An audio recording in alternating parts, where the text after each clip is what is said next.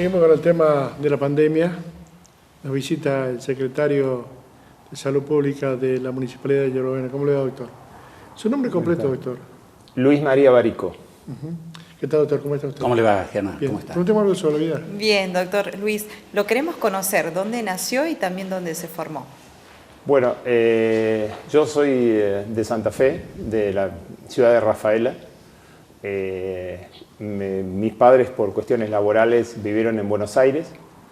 Ya hice la facultad de medicina también en Buenos Aires. Tuve el honor de ser el abanderado de la facultad. Después hice mi formación de cirujano general y después hice en la Fundación Favaloro mi formación como cirujano cardiovascular. Terminando ya la formación, había un grupo de tucumanos, de hemodinamistas, cardiólogos, cirujanos, que se venían a formar acá al Centro Privado de Cardiología, el CPC, en el Sanatorio Rivadavia. Me ofrecieron asociarme y venir, y bueno, por eso estoy acá en Tucumán. ¿Hace cuántos años que vive acá en el 30 país? años. Mi señora también es médica, cardióloga, la doctora Luluaga. Y bueno, tengo hijos porteños que importé de allá y completé los 5 acá con las siestas tucumanas. Bien, usted que fue abanderado de la UBA, Sí. ¿cómo ve la educación hoy y cómo ve este tema de la educación virtual? Bueno, nosotros, también soy docente, ahora soy docente en cirugía en la Universidad Nacional de Tucumán. Creo que estamos haciendo una formación, digamos, dentro de lo que se puede, virtual, bastante interesante, bastante completa. Estamos haciendo presentaciones, digamos, clases que son relatadas, que son una especie de película. Precisamente yo soy el coordinador de la página de nuestra cátedra, en las cuales el alumno tiene actividades que son asincrónicas, que se llaman, que quiere decir que solo el alumno en forma particular elige su día, su hora, ve esa actividad y puede sacar apuntes, como si estuviera viendo lo que antes se conocía como una clase magistral. Y después tiene 2 días en las cuales tiene dividido en comisiones, tiene esos encuentros virtuales, pero ya directamente en clase se usa una plataforma que se llama Meet, que es una plataforma de Google, en las cuales se pueden hacer reuniones virtuales y el alumno plantear las dudas que tiene. No falta indudablemente el estar con los pacientes, ¿no? Que es lo nuestro. Es decir, toda esta es una experiencia teórica importante, le llamamos acompañamiento virtual, no es una cursada, es imposible en lo nuestro hacer una cursada sin tener contacto con los pacientes.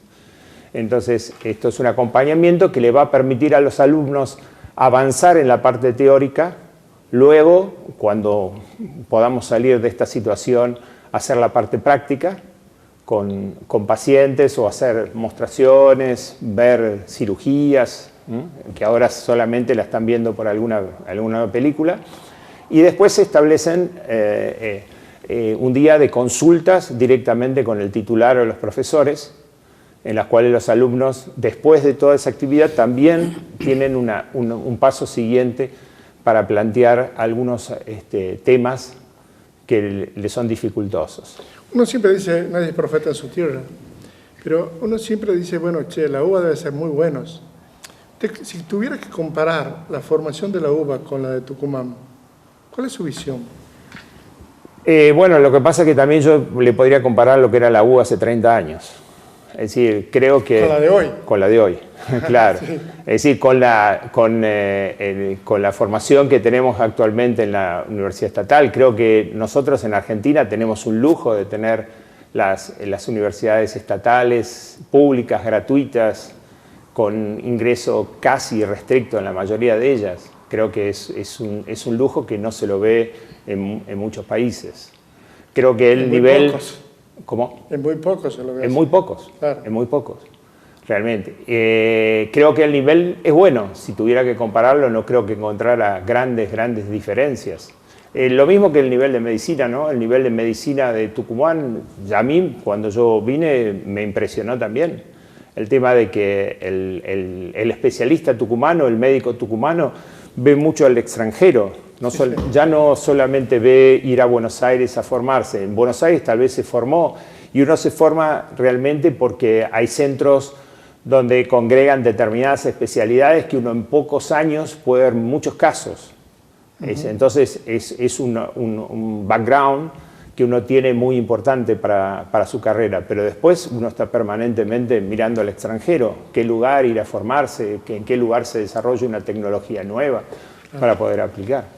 Doctor, pasando al tema del COVID, ¿cómo está hoy Yerba Buena?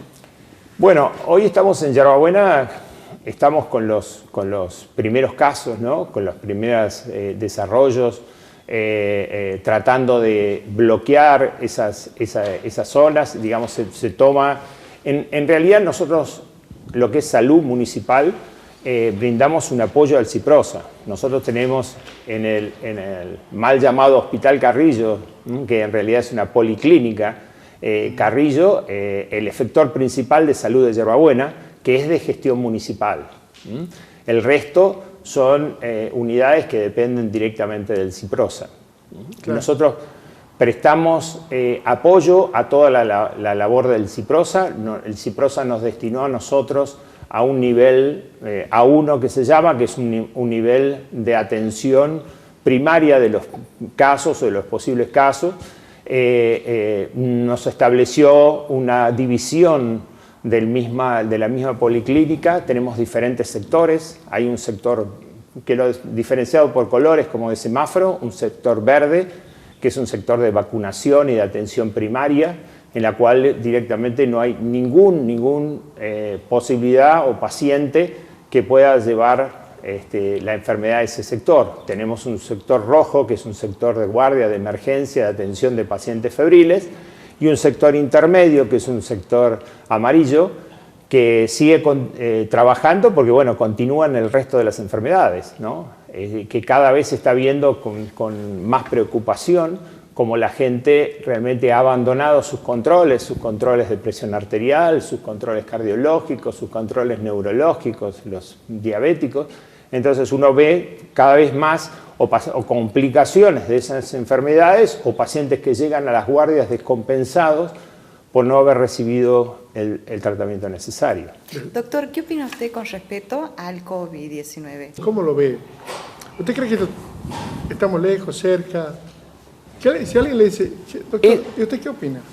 Algo le pregunta siempre. Claro, lo que pasa es que creo que esto hace meses que estamos haciendo futurología, estamos diciendo, en 15 días tenemos el pico. En otros 15 días, pasaron esos 15, van otros 15, otros 15 y otros 15. Creo que el pico lo vamos a ver viendo retrospectivamente para atrás. Y entonces uno va a observar y ahí va a observar y va a tratar de explicar por qué en ese momento se dio ese pico, qué influyó en ese... Se dice en política el diario del lunes. Y más o menos, porque es difícil predecir qué va a pasar. Es difícil, digamos, en algunas cosas, digamos, uno los espera. Me invitaron hace muchos meses, al principio, en este mismo canal a la mañana, y les pareció que yo daba una bomba diciendo que en Yerba Buena se iba a dar el primer caso de covirus. Y era esperable, si uno lo esperaba desde el exterior, y la mayor parte, se hablaba que el 75% de los viajeros provenían de Yerba Buena. Se dio el caso. Y se dio el caso acá, y justamente con un viajero. Sí, sí. Entonces, es esperable ahora que se den más casos relacionados, y lo hemos visto, con el transporte. Es decir, cerradas las fronteras, no hay viajeros, no hay gente repatriada, se va a relacionar indudablemente con el transporte. Entonces, estamos viendo los casos de empresas de transporte y, bueno, y después algún nexo que se relaciona. De ahí a que en algún momento eso trascienda lo que se está hablando de circulación por conglomerado y ya se haga una circulación sistémica, puede haber un paso. ¿Con qué rapidez eso se va a hacer? ¿Con qué? Depende de múltiples factores, entre ellos que nos cuidemos. Claro, ¿y usted cree que solamente a partir de ahora es el cuidado? Y muchas otras cosas. Realmente, si esto estallara, si en algún momento llegáramos a lo que es Buenos Aires, en teoría no tendríamos por qué llegar o no tendríamos que avanzar tan rápido como Buenos Aires, porque no tenemos los medios de transporte, no tenemos las aglomeraciones que tienen ellos, los espacios pueden ser más abiertos, entonces no deberíamos llegar a esos valores en cuanto a la tasa de multiplicación y cómo se va diseminando la enfermedad. Doctor, ¿cómo vive usted los últimos días? Bueno, en base a lo que comenta el doctor Luis, decía el director de la Organización Mundial de la Salud que no sabemos cómo sigue esto, que no sabemos si vamos a demorar un año y medio, o si nunca vamos a salir del COVID. Entonces, creo que esto es un cambio esto es lo que en la escuela chilena yo hice un MBA de economía y ellos llaman cambio de escenario. Y yo le preguntaba qué es el cambio de escenario. El cambio de escenario es un cambio de escenario. Nosotros creo que estamos viviendo un cambio de escenario en el mundo, en América, en Argentina y en Tucumán. No es que lo estamos viviendo solo.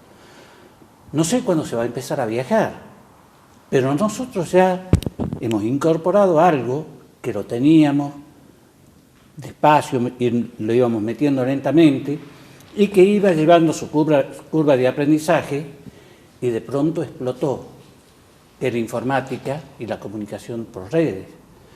Yo tengo diariamente reuniones con proveedores de Buenos Aires a través de alguna plataforma como Zoom, ya no necesitamos trasladarnos. Y no nos damos cuenta el precio, el valor que dejamos de gastar en el transporte.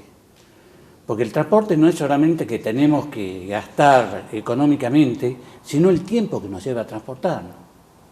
Y hoy una reunión con gente de Buenos Aires la armamos en 10 minutos. Claro. Doctor, para terminar, sí, ¿cómo no? Preguntas rápidas. Si a usted le dijeran, ¿el fútbol debe volver? Y yo creo que no, todavía las actividades grupales, de hecho volvió el fútbol 5 y, por ejemplo, tengo hijos que lo practican y no se cumplen los protocolos. Digamos, todo lo que son deportes de equipo que no permita que haya un distanciamiento, creo que no sé si está incluido en los de contacto, porque el último término usado es contacto, pero en los cuales no se pueda mantener un distanciamiento, por el momento son imposibles. Yo quería agregarle una cosita, por ejemplo, ustedes que piensan un poco más allá, tengo hijos viviendo en Europa, abren las fronteras, no viajan mucho los turistas, no hay mucho turismo, hay poco turismo interno, pero la gente, coincidiendo con lo que decía el doctor, ya tiene incorporado nuevos hábitos, así como nadie hoy se le ocurre tocar una herida a mano limpia si no se va a poner, uno lo ve hasta los kinesiólogos en los partidos de fútbol, aún en heridas superficiales aparece sangre, aparecen ya con los guantes, nadie se le ocurre tocar sangre, bueno, el barbijo lo vamos a tener incorporado. El barbijo en lugares cerrados va a estar incorporado por muchísimo tiempo, realmente por muchísimo tiempo. Tratar de hacer reuniones virtuales y no reuniones presenciales. Nosotros acá estamos sin barbijo porque estamos separados 1,5 metros, 2 metros. Sí, sí. Si no fuera así, además evitar el contacto directo, tal vez sentarnos de una forma que uno no vaya, nuestro contacto de saliva en forma directa con el que está enfrente nuestro, sino alguien que está más al costado. Claro. ¿Tengo una pregunta más? No, me quedaba con el tema del barbijo, ¿no? Que es tan importante. El barbijo es fundamental. Nosotros realmente fuimos precursores en la provincia, acá en Yerba Buena, imponiéndolo, el barbijo, aún antes de que la Organización Mundial de la Salud. Eso realmente me costó muchas críticas de muchos colegas infectólogos o colegas epidemiólogos, porque se piensa el barbijo se pensaba en ese momento el barbijo como un filtro, como tener un filtro que impida que el virus le entre al organismo. No estamos buscando eso. Llevo 30 años de cirujano, casi 40 años de cirujano.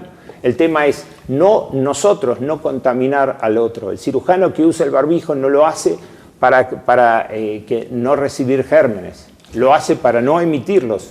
En ese momento sobre la herida del paciente, en este momento sobre los otros. Entonces, mi recomendación a la gente es no tenga contacto con nadie que no use barbijo. Si usted entra a un negocio y ve a alguien que no usa barbijo, dígale, ¿se pone barbijo, por favor? Necesito que me atienda. ¿Y el tema de los guantes, doctor? El tema de los guantes ese sí da una falsa seguridad. El tema de los guantes, nosotros en cirugía uno usa guantes, claro, pero luego de usar guantes, usted ve hasta en las películas que está el cirujano con las manos así, no toca nada. Si usted empieza a tocar, es lo mismo que la mano. Es exactamente igual que la mano. Para terminar, abanderado, buena formación, se imagina, buen pasar. ¿Y por qué entró en política? Bueno, entré en política, justamente lo estábamos hablando recién en una ronda afuera con otros invitados. Entro en política por un compromiso vecinal. Entro a raíz de un grupo de vecinos que se arman y empezamos a hacer reuniones técnicas. En ese momento se forma una alianza electoral, no sé bien el término si es alianza, pero digamos que acompañábamos a Mariano Campero en su candidatura. Y bueno, yo estaba prácticamente como el presidente, me fui haciendo con el transcurso de los días de esa comisión técnica y el más experto en lo que pasaba en ese momento en la salud de Yerba Buena. Y bueno, me propuso Mariano hacerme cargo de la secretaría y realmente lo sentí como un honor y realmente un compromiso como vecino. Por momentos, cuando usted le escuchó decir universidad gratuita y restricta, dije, es peronista. Pero ahora que está con Mariano Campero, dígame. Vengo de una cuna 50% súper peronista mi padre, 50% muy antiperonista mi madre. Esa es mi cuna. Después me alegré con la democracia. Yo en ese momento, digamos, hice toda mi facultad con el régimen militar. Digamos, es decir, fue una época difícil, sí, sí, en la formación universitaria. Y bueno, creo que nuestro compromiso creo que Tucumán es una provincia extraordinaria. Muchas veces el mismo tucumano no valora lo que es esta provincia. La fertilidad, la posibilidad, los recursos naturales, es decir, la belleza, la tradición, la historia. Tienen millones de cosas. Gracias, doctor. Gracias por venir. Buenas tardes. Gracias, doctor. Hacemos una pausa y volvemos.